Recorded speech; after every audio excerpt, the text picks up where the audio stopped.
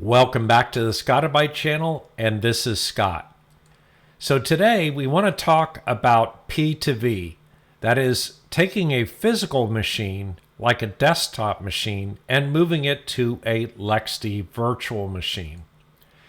So Linux installs to the disk drive rather than to your particular hardware like your motherboard. And Linux configures to the hardware at the time that the Linux operating system boots. That's in contrast to Windows that installs to the hardware, and so therefore migration of a Windows system is more difficult. So this makes migration of a physical machine to a virtual machine very easy with a Linux operating system. So in order to make a physical machine into a virtual machine, we're going to PXE Boot Netboot.XYZ, which I covered 2 videos ago, and we're going to run the Rescuezilla utility to back up your physical computer to an image file. And then the image file will be an image of your physical disk drive, including the partition table, your EFI boot partition, and all of the data. And then we're going to create an empty LXD virtual machine, and we're going to size the disk accordingly. And then we're going to also create a LXD network boot device to boot PXE, just like in the video LXD VM with Netboot.XYZ that I did here about a week ago. So the LXD VM boots with Netboot.XYZ, and we restore the Rescuezilla backup into the LXD VM, and it runs just like the physical machine. So let's go take a look and see how we do this. So here's the desktop machine that I want to go ahead and migrate. It's an Ubuntu 22.04 machine, and if I go up to settings and scroll down to the about section, we can see that it is Ubuntu 22.04 right here. And then also I made some changes on this machine. For example, the default browser is Thorium. If I bring up the Thorium browser, it happens to bring up my Heimdall home menu system. And if I bring up my file manager, the default file manager in this system is Nemo, and Nemo is also managing the desktop. So let's go ahead and shut the system down and reboot the system via PXE. Right as the system begins the reboot process, I hit the escape key, which escaped back into the BIOS menu. On some systems, it can be the delete key or even the F12 key, or read your system manual and it will explain that.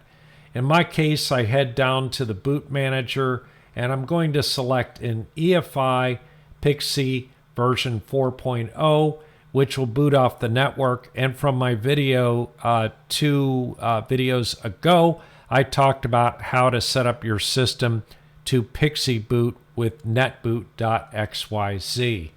So I go ahead and hit enter here, and it will go search for a PXE boot on the network. It will find the Netboot.XYZ file being offered by my router DHCP configuration, and here you can see that it has booted up into the Netboot.XYZ menu. Next, we're going to go ahead and choose the Utilities UEFI menu, and then we're going to go down to Rescuezilla and hit enter, and it will go to the Rescuezilla screen here. We hit enter once more and it will boot Rescuezilla. Now that we're in Rescuezilla, we'll go ahead and select the backup command. It will scan and find the local hard drive. We go ahead and click on next. Then we have partition number 1, which is the VFAT UEFI boot partition, and partition 2, which is the 50 gigabyte ext4 root file system partition. Then I click on next, and I say my destination drive will be one shared over the network. In my particular case, I'm not going to choose CIFS. I'm going to choose SSH, or I could have chosen NFS. So my server that I'm going to connect to is going to be 172.16.1.58. I have a username and a password entered here, and I'm going to place the backup in /share/Scott/backup. I click next, and it goes ahead and tells me that it's found that location, and I click next once again, and this is the name of the backup the backup folder that it's going to name, and I go ahead and click next, and then I'll let it go ahead and default to gzip, and then I'll click next, and it finally says that it's going to back up partition SDA1, which is the EFI boot partition, SDA2, which is the 50 gigabyte ext4 root file system. It's going to use gzip compression level 6, and it tells me where it's going to write the backup into. So now I click next, and it goes ahead and initiates the backup for this 50 gigabyte system. Now, mind you, the 50 gigabyte system is pretty small. Your system might be larger. I urge you to try to minimize the amount of space that you're going to have to back up before you actually perform the backup. And then also realize that since this is going to go into a LXD VM, you're going to need adequate space in your ZFS default file pool, because that's where the LXD VM gets its storage from. So don't try to restore a gigabyte or, like let's say a 500 gigabyte hard drive into a storage pool that's only 300 gigabytes. And so if you recall back with LXD step by step, we set up the size of your storage pool. If you've got more space now or you need to add to it, I've got a video that is entitled ZFS Storage Pool Too Small. You can watch that video, and it will inform you as to how to enlarge your LXD storage pool so that you could fit this disk. So anyway, in my case, this is a pretty small disk. It's only 50 gigabytes. And as you can see, the actual backup operation is not going to take very long at all. As a matter of fact, it's just about done now. We should be getting the summary in the next couple of seconds. This operation took 1 minute. It says successful backup of partition SDA1 and SDA2. I click on next. It goes back to the main screen. At this point, I can go ahead and shut down Rescuezilla and go down here and do a shutdown of this particular physical machine. And next, we're going to go over to create our LXD virtual machine. So here we are over on my LXD host, and this is my LXD host named VMS Rain. And so kind of like the video where we talked about booting up Netboot.XYZ, we had our client system set up, and you'll recall the technique over there was that we created a network called Boot PXE. So we're going to create the same Boot PXE network over here, and it's type MAC VLAN, and the parent is bridge 0. So let me tell you, at this point in time, it's important to note that you cannot have your backup storage on the same system or the same NIC where you're going to have the LXD VM. And the reason for that is because MAC VLAN can't make a connection from one address to another address on the same adapter. That's just a limitation of MAC VLAN.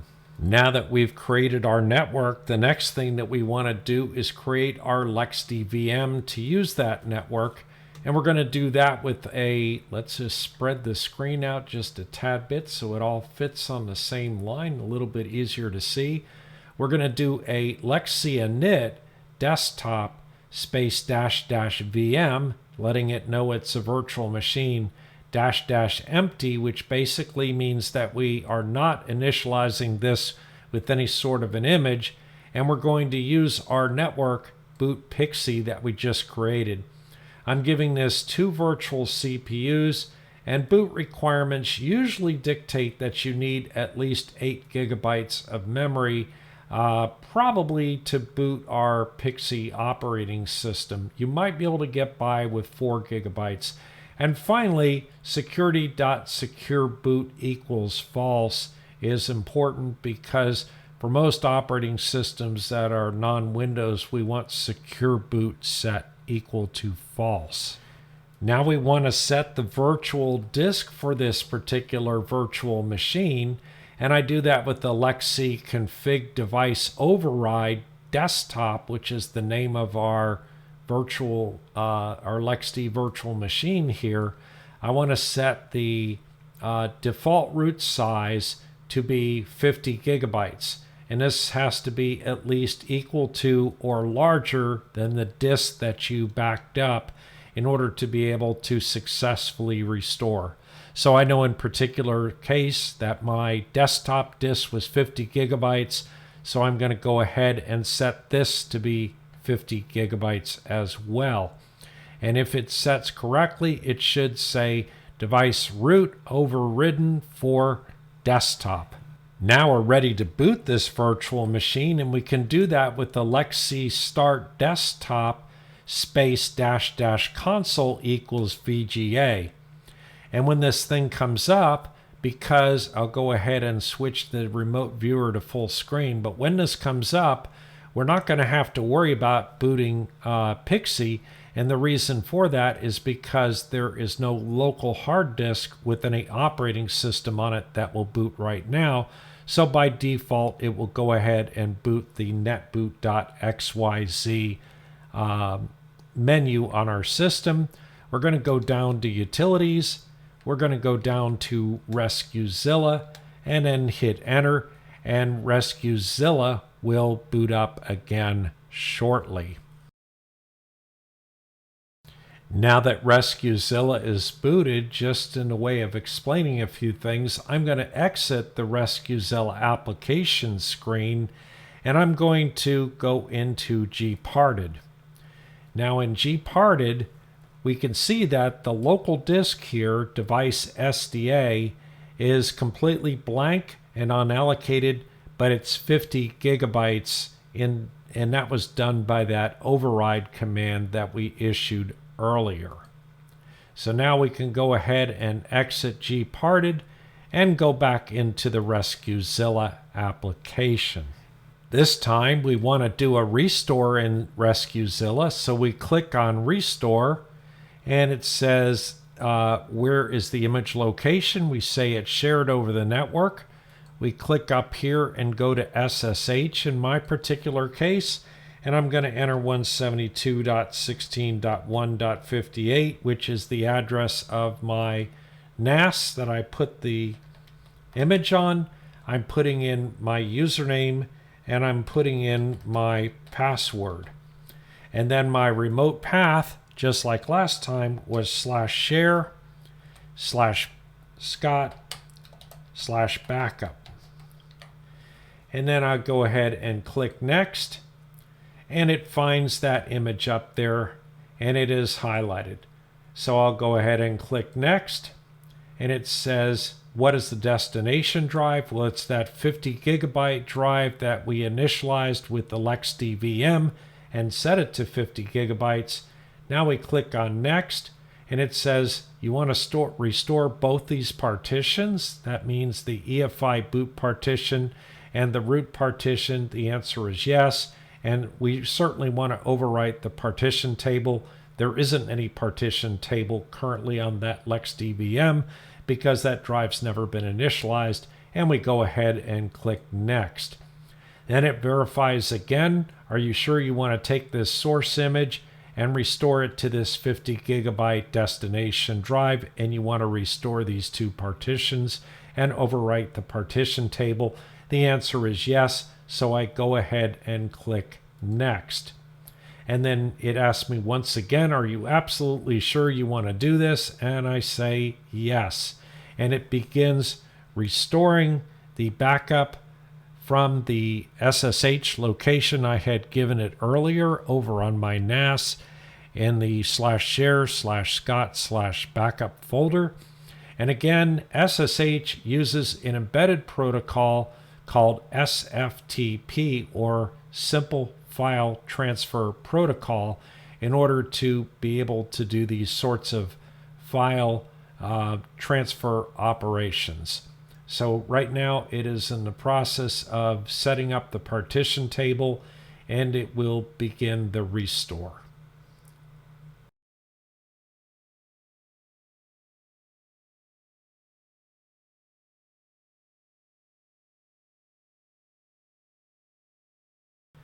So the backup took a minute, and it looks like the restore took 3 minutes. Not so bad in the grand scheme of things. Next, we click Next here at the bottom of the screen, and I can go ahead and exit the Rescuezilla application. At this point in time, I can click the shutdown and then tell it to reboot the system. When it goes to reboot the system, it's going to drop back here to the prompt, and I'm going to want to type LXD console desktop --type equals VGA. And this time, instead of booting to the PXE boot, it's going to boot up the operating system that we'd restored, because the hard disk has a higher priority than did the PXE boot from the network. And here we have the login prompt for my Ubuntu system that I restored from the physical device. And here, when I type in my password, I should be logged into my local desktop here shortly with any luck. And here we are. So we can bring up our web browser, and we'll be accessing our local desktop system. And everything seems to be running great because we're accessing the network successfully. So in summary, Rescuezilla is excellent at creating an image of a physical hard drive quickly and efficiently.